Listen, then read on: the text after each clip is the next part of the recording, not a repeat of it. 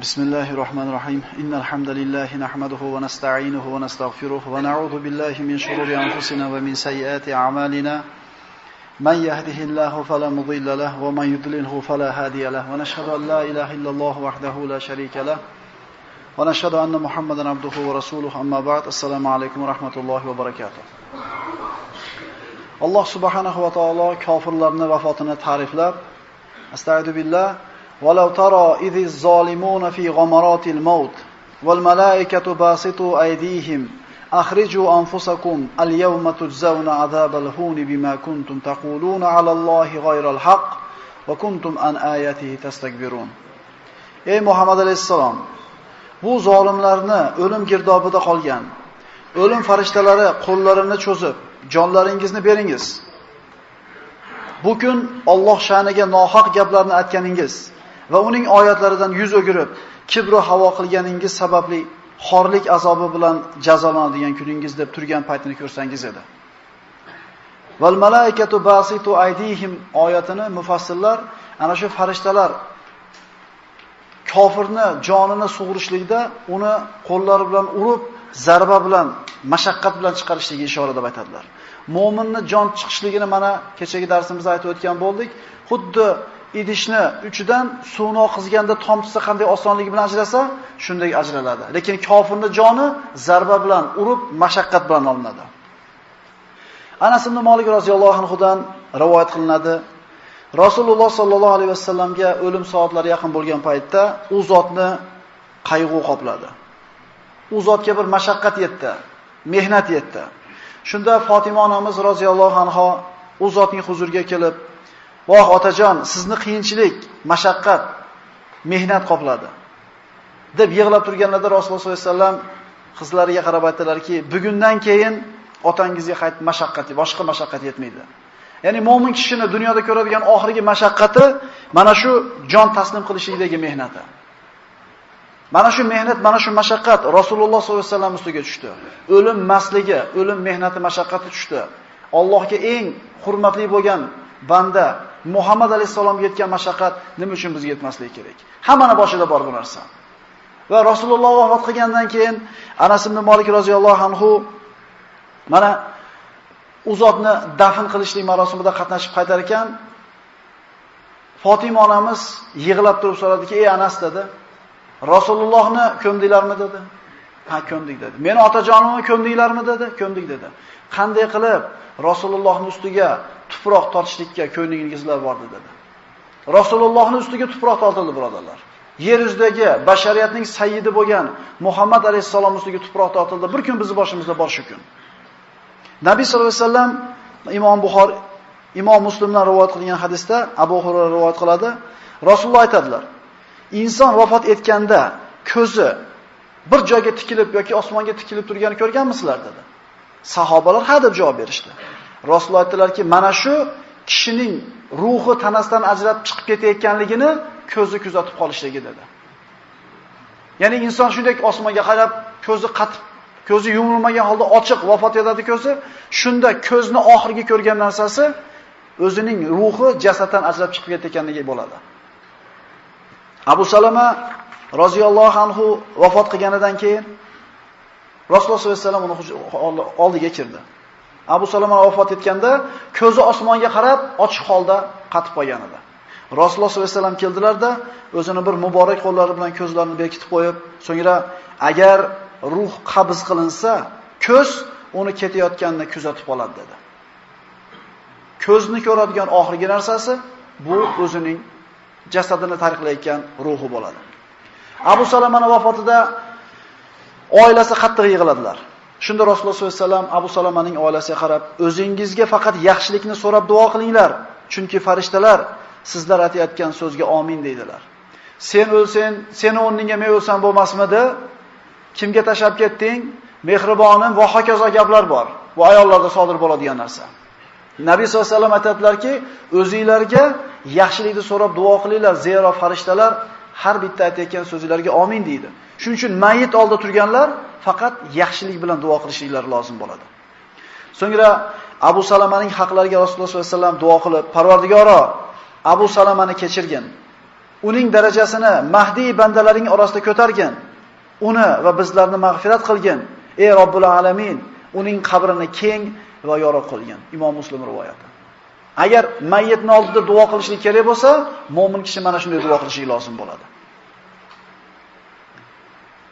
O'lim oldidagi sakarat, o'lim masligi har bitta bandaning ustida bor.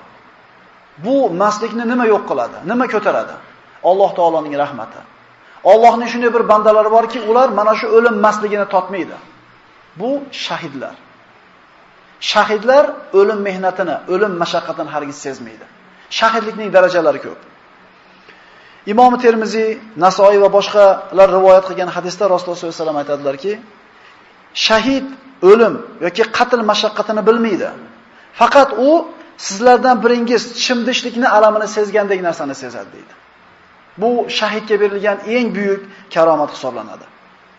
Ruh tanasini tashlab chiqib ketar ekan, har bitta kishi, har bitta kofir ziyoda umr ko'rishini xohlab Alloh taologa iltijo qiladi. Astagfiru billah, hatta idza jaa ahadahumul maut qala rabbirji'un la'alli a'malu solihan fima tarakt kalla innaha kalimatun huwa qailuha va min waraihim barzakhun ila yawmi yub'athun.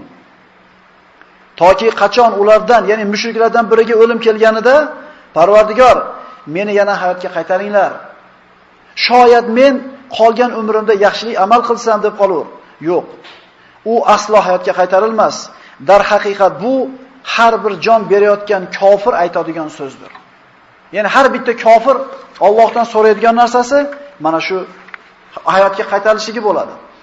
Ularning, deydi Alloh taolo, ortida to qayta tiriladigan kunlargacha dunyoga qaytishlaridan to'sib turadigan bir to'siq bo'lur.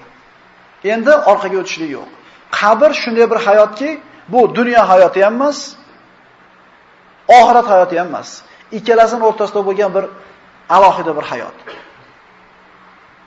Banda tavba qilishni xohlab qoladi, lekin unga fursat berilmaydi. Innamat tawbatu alallohi lillazina ya'maluna as-su'a bijahala thumma yatubuna min qarib fa ulaika yatubullohu alayhim va kana Allohu aliman hakima. Albatta Allohning tavbalarini qabul qilishi faqat birorta gunohni nodonlik bilan qilib qo'yib, so'ngra darhol tavba qilgan kishilar uchundir. Alloh ana shunday kishilarni tavbasini qabul qilur. Alloh bilim va hikmat egasi bo'lgan zotdir. Ya'ni bilmasdan qilib qo'yibdi. Bilmasdan shu gunohni qilib yurgan ekan, Allohni tanib, esini tanigandan keyin qaytdi. Alloh taolo shu bandalarning gunohini kechiraman deydi. Endi gunohligini bilib turib, sutxo'rlikni haromligini bilib turib, aroni haromligini bilib turib qilayotganlar gunoh qanday bo'ladi? Bilmasdan qilganlarni Alloh taolo gunohini kechiraman deydi. Hammamiz xato qilamiz. Mo'min ham xato qiladi, kofir ham xato qiladi. Lekin mo'minni kofirdan farqi, gunoh qilib qo'ysa, xato qilib qo'ysa, darrov Allohga qaytadi-da, kechirim so'raydi. Innal hasanati yuzhibnas sayyi'at dedi Alloh taolo. Hasanotlar, savobli amallar xato gunohlarni yuvib o'chirib tashlaydi dedi. Bitta gunoh qildimi, astag'firulloh dedi, yuvilib ketadi. Bir so'm sadaqa qiladimi, yuvilib ketadi. 2 rakat namoz o'qib qo'lini ochadimi, yuvilib ketadi. Parvardigor kechirib qo'y, ota-onamga hatto gapirib qo'ydim dedi, yuvilib ketadi. Chunki solih banda gunoh qilgan paytda his qiladi o'zini xato qilganligini. Jahl ustida gapirib qo'ydi, jahl ustida birovga bir ozor berdi, lekin jahlidan tushgandan keyin bekor qildim-da deydi. Na gunoh ishlarni mudom qilib yurib, qachoniki birovlarga o'lim kelganida endi tavba qildim deydigan va na kofir holda o'lib ketgan kimsalarni tavbalarini qabul qilmas. Ular uchun alamli azobni tayyorlab qo'yganmiz. Mana aytdik, eng afzal sadaqa qaysi deb so'ralganda Nabiy sollallohu alayhi vasallam o'zing muhtoj bo'lib turib bergan puling dedi. O'layotganingda dunyodan ketishliging aniq bo'lib qolgan paytda falonchiga faloncha beringlar, fo'kinchiga faloncha beringlar deyishligilardan foyda yo'q dedi. Chunki ularga qolib ketadi endi xohlaysizmi, xohlamaysizmi. O'shuning uchun qaraganda qilgan tavba bilan yoshlikda qilgan tavbaning o'rtasida katta farqi bor. Chunki qarilar iloji yo'qligidan ham endi gunohni qila olmaydi. Aroq ichsa salomatchilik ko'tarmaydi, zinoga yaramaydi, qimorga aqli yetmaydi. Xullas, bu gunohlarni qilishlikdan ojiz bo'lib qoldi. Endi mana shu gunohlarni qilishlikka hamma imkoni bo'lib turib, tiyilayotgan yosh yigit Shabun nashafi ibadati robbih dedi Rasululloh. Allohning arshini soyasida turadigan 7 ta toifani bittasi yoshligini Allohning ibodati bilan o'tkazgan yigit deyiladi. Xursand bo'linglar bu yerda o'tirgan yigitlar. 40 yashargacha yigit deyiladi. 40 yashargacha ibodat qilayotganlarga bir bashorat xushobarki, ana shu yoshligini ibodat bilan o'tkazayotganlar. Umid qilamiz Alloh taolodan ana shu 7 toifani bittasi bo'lishligimizni. Mo'minning ruhi chiqishligi bilan xursand bo'ladi. Nimaga? O'ylab ko'ring. Armiyaga borgan bo'lsangiz, prikaz chiqdi, dembil. Nimaga xursand bo'lasiz? Chunki oilangizga, asl vataningizga, ota-enangiz, aka-ukangiz oldiga qaytasiz. Mo'min odamda akalar ruhi chiqishligi o'zini asl vataniga qo'yilgan birinchi qadam bo'ladi. Qanday xursand bo'lmasin? Nabiy sollallohu alayhi vasallam degandilar: "Ad-dunya sijnul mu'min va jannatul kafir." Dunyo mo'min uchun qafas, kofir uchun jannat. Endi qafasdan chiqqan qush qanday xursand bo'lmasin? Chunki oxiratda mo'minni kutib turgan ne'mat, jannat, hur aynlar Parvardigorning diydorini oldida dunyo har qancha zo'r bo'lmasin, qafas emasmi? Shuning uchun mo'minning ruhi chiqishligi bilan, Xudoga shukr, qutuldimi deydi. Chunki bu dunyodan qutuldi. Val asr innal insana lafi xusr. Alloh taolo qasam ichib aytayaptiki, inson bolasi dunyoga kelibdimi, ziyonda deyapti. Endi shu ziyondan qutuldi, nimaga xursand bo'lmasin? Chunki Parvardigorni yuzini ko'rishlikka da'vogar. Farishtalar uni jonini olayotganda jannatiy bo'lasan, xotirjam bo'l deganda qanday xursand bo'lmasin? Biz bechora o'lib ketdi-ya deb yig'lab qo'yamiz. Ehtimol uni rahmi kerak ekandir bizga. Ha, bechoralar qolib ketyapsan senlar hali bu dunyoda. Bu iymon bilan qutulib oldi. Iymon bilan chiqib ketdi. Yutdi bu. Endi bizga qanaqa jon chiqishlik nasib qiladi? Iymon bilan kelishlik nasib etadimi? Nabiy sollallohu alayhi vasallam shunday dedilar. Kim Alloh taologa yo'liqishni xohlasa, Alloh ham unga yo'liqishni xohlaydi. Kim Allohga yo'liqishni xohlamasa, Alloh ham unga yo'liqishni xohlamaydi. Oysha onamiz, "Ya Rasululloh, o'limda hammamiz yomon ko'ramiz" dedi. Ya'ni Allohga yo'liqishimiz uchun o'rtada o'lim bor. O'limni hech kim yaxshi ko'rmaydi deganda unday emas dedi. Agar dedilar Nabiy sollallohu alayhi vasallam, mo'minning o'lim soatlari yaqinlashib, oxirat tomonga qarab yursa, Alloh tomonidan mag'firat, karomat bashorati beriladi. U uchun ro'parasida turgan o'limdan ko'ra yaxshiroq narsa bo'lmaydi. Alloh taolani ko'rishini xohlaydi, Alloh ham uni ko'rishini xohlaydi. Kofir esa o'lim yaqinlashganda azob uqubat, jahannamni xush xabarini eshitgandan keyin o'limni xohlamaydi. Demak, Allohga ro'baro bo'lishini xohlamayapti, Alloh ham uni ko'rishini xohlamaydi. Imom Buxoriydan keltirilgan hadisda Nabiy sollallohu alayhi vasallam shunday dedilar. Janoza namozini o'qilgach, kishilar mayitni yelkalariga ko'tarar ekan, agar shu mayit solih bo'lsa, tezroq olib boringlar joyimga deydi. Agar solih bo'lmasa, unga voy bo'lsin, qayoqqa olib ketyapsizlar deydi. Mana shu afsus, nadomat bilan gapirgan voyini Nabiy sollallohu alayhi vasallam aytadilar, insondan boshqa hamma maxluq eshitadi. Inson va jindan boshqa hamma maxluq eshitadi. Agar inson eshitganida hushidan ketib o'rnida yiqilardi deydi. Yelkamizda janozani ko'tarib ketayotganimizda esimizda bo'lsin. Yo u tezroq olib boringlar deb turadi. Yoki qayoqqa olib ketyapsizlar meni deydi. Bir kun mana shu yog'och otni minishi hammamizning boshimizda bor. Inson nima uchun o'limni yomon ko'radi? Mana qadimda bir sufiylarda shunday bir odat bo'lar ekan, o qadimgilarida. Bir sufi endi o'zini Allohga bir oshiq deb dunyodan voz kechib, shu bir ibodat bilan Allohga oshiqlik bilan o'tgan sufi bo'lsa, o'lganda ana shu yog'och otga mindirishib olib ketyapti, yig'lamasdan oldiga tushib ba'zi bir odamlarga o'xshab. Xuddi to'yga olib ketayotganda, kuyov bolani olib ketayotganda dang'ur-dung'ur to'ylar bilan xursandchilik olib ketar ekan. Nimaga deb so'ralganida, bu oshiq ma'shuqasiga yetdi. Bu to'y deb turib olib borib ko'mishlikni xursandchilik qilib belgilashar ekan. Endi biz hozirgi kelib turib nimaga o'limni yomon ko'ramiz? Sulaymon ibn Abdul Malik Madinaga kelar ekan, Madina ahlidan so'radi. Bu xalifalardan bo'lgan bu kishi.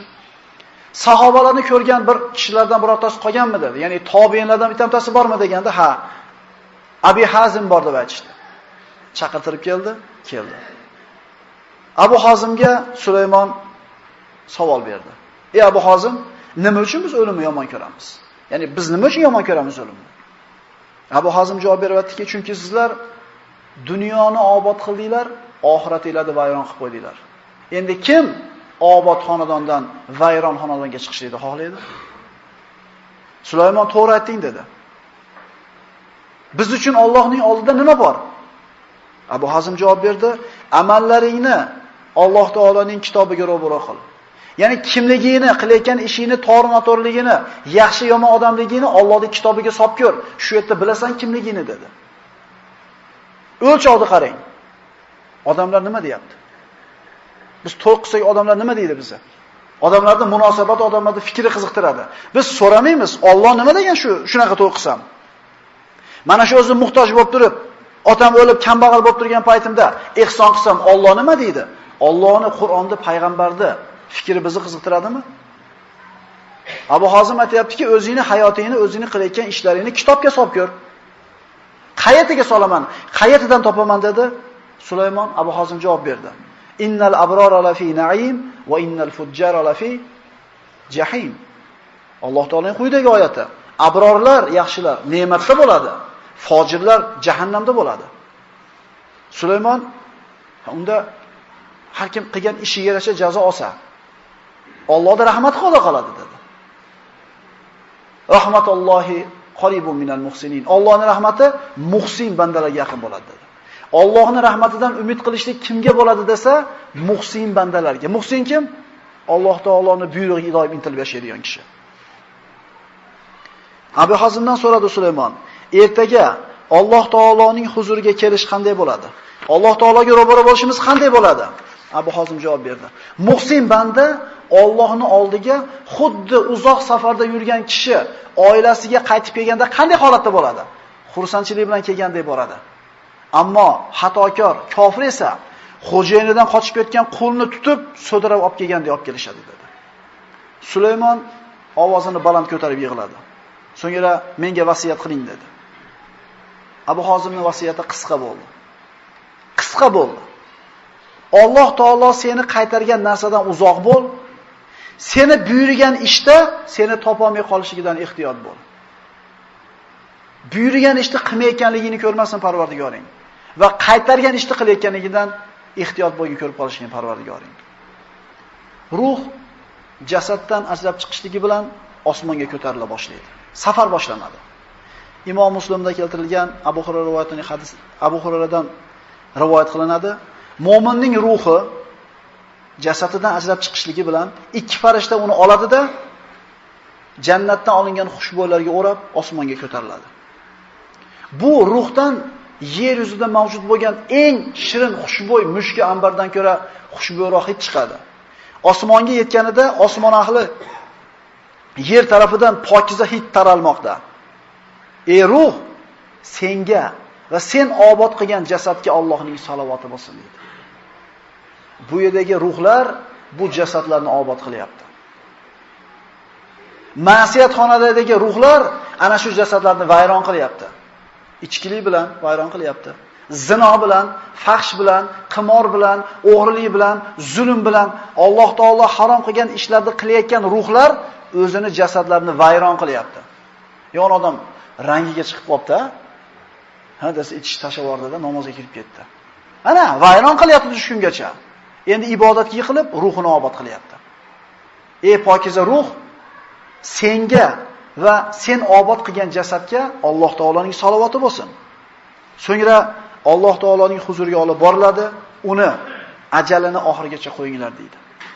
Kofir esa kofirning ruhi chiqishi bilan undan badbo'y, noxush hid chiqadi. Yer yuzida mavjud bo'lgan eng sassiq hiddan ko'ra sassroq hid chiqadi. Osmonga ko'tarilar ekan,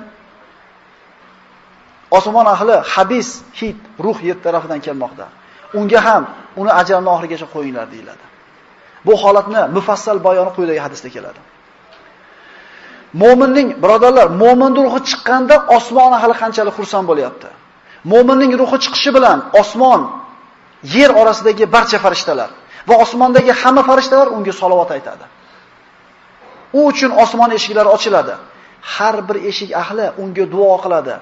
Allohdan so'raydi, shu ruh biz oldimizdan o'tsin, biz ham qo'limiz tegib qolsin shu ruhga deydi. Kimga? Mo'minning ruhiga. Azroilning qo'lidan u ruhni bir lahza ham qoldirmay jannatdan olingan kafanga o'rab, jannatiy xushbo'ylar bilan xushbo'ylaydilar.